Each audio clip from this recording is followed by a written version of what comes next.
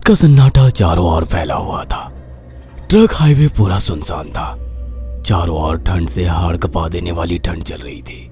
Highway के चारों ओर घना जंगल था। उसी हाईवे पर एक मर्सिडीज दौड़ रही थी। उसमें 3 लोग सवार थे, राहुल, निधि और उनकी 10 साल की बेटी तानिया।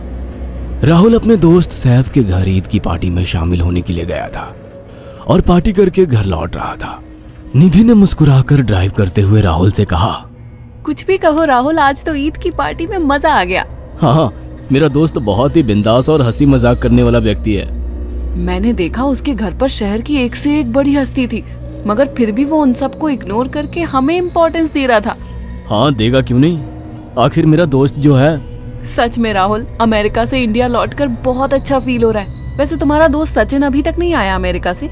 निधि की बात सुनकर राहुल चौंक कर बोला, ओह शिट यार, उसका फोन आया था कि वो इंडिया आ रहा है। उसने बोला था कि मुझे एयरपोर्ट पर पिक कर ले। निधि बहुत नाराज होगा वो। कोई बात नहीं, उससे बोल देना कि तुम्हें बिल्कुल याद नहीं रहा और फिर तुम्हें सैफ की इनवाइट की हुई ईद पार्टी में भी तो शामिल होना था। निधि ने इतना बोला ही था कि उसकी बेटी तानिया ने अपनी माँ की ओर देखकर कहा, मुझे भूख लगी है माँ, और प्यास भी। तानिया की बात पर निधि ने बुरा सा मुंह बनाकर उसकी ओर देखकर कहा, पार्टी में तो इतना खाया था तुमने, फिर भी भूख लगी है। निधि की बात पर तानिया ने मासूम सा चेहरा बनाकर कहा, कोई बात नहीं मम्मी, मुझे पानी ही पिला दीजिए। कितनी बार बोला है मुझे मम्मी मत बोला करो। पानी अभी नहीं है, आगे जाकर कोई शॉप पड़ेगी तो बोतल खरीद के दे दूंगी।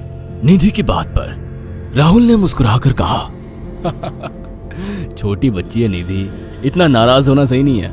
राहुल ने इतना कहा ही था कि अचानक एक काली परछाई राहुल की कार के सामने आकर खड़ी हो गई। राहुल के पैर अचानक ब्रेक पर पड़ गए। गाड़ी तेज रफ्तार में थी। ब्रेक अचानक लगने से पलटते पलटते बाल बाल बची थी। राहुल के चेहरे पर भयानक ठंडी में भी पसीने की बूंद टपकने लगी। वो दोनों कार से बाहर निकल आए। निधि ने डरते हुए कहा, आखिर कौन था ये? ऐसा लगा जैसे कि कोई भयानक काली परछाई मेरे कार के सामने आकर खड़ी हो गई हो। वह दोनों काली रात के सन्नाटे में इधर उधर देखने लगे। तभी निधि को एक घने पेड़ के पास 2 चमकीली हुई आंखें दिखाई दी। उसकी आंखें बिल्कुल भेड़ियों की तरह लग रही थी। निधि ने चीखते हुए राहुल से कहा, राहुल देखो कौन है वो, जल्दी से गाड़ी में बैठो, मुझे बहुत डर लग रहा है। राहुल ने उस तरफ देखा तो उसके रोंगटे खड़े हो गए। वो दोनों गाड़ी के अंदर बैठने ही वाले थे कि अचानक एक अजीब सा चेहरा वाला भयानक सा आदमी बिजली की रफ्तार से उनके सामने आकर खड़ा हो गया। राहुल ने देखा कि उसका चेहरा बिल्कुल सड़ा हुआ था और उसकी आंखें भेड़िए की तरह चमक रही थी।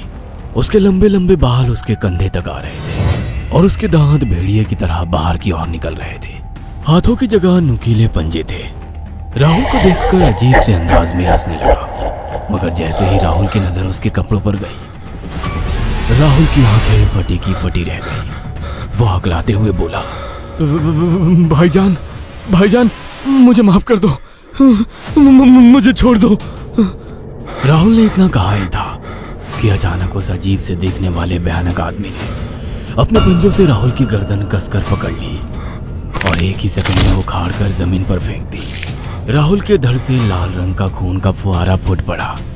इस भयानक मंजर को देखकर निधि के गले से एक जोरदार चीख निकल गई। निधि इससे पहले भागती कि अचानक उस भयानक दिखने वाले आदमी ने निधि को पकड़ लिया और अपने नुकीले पंजे उसके पेट में गड़ा दिए और उसकी अतड़ियां बाहर निकाल दी।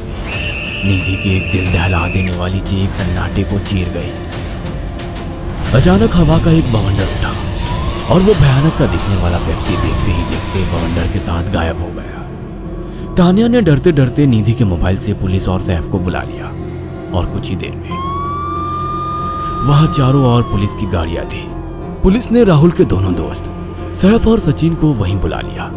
इंस्पेक्टर अर्जुन ने दोनों से कहा, मैंने ऐसी हत्याएं अपने करियर में कभी पहले नहीं देखी। ये काम तो ना किसी जानवर का लगता है, ना ही किसी इंसान का।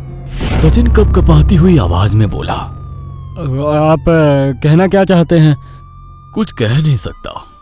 जिस किसी ने भी इन दोनों को मारा है उससे एक बात तो साबित होती है कि वो इन दोनों से हद से ज्यादा नफरत करता था।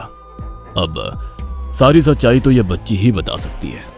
इतना बोलकर इंस्पेक्टर अर्जुन तानिया के पास चला गया, जो बेहद डरी हुई थी। तानिया ने आंखों देखी सारी घटना इंस्पेक्टर अर्जुन को बता दी। तानिया की बात सुनकर इंस्पेक्टर अर्जुन कंफ्यूज चेहरा लेकर मोबाइल पर किसी से बात करने लगे।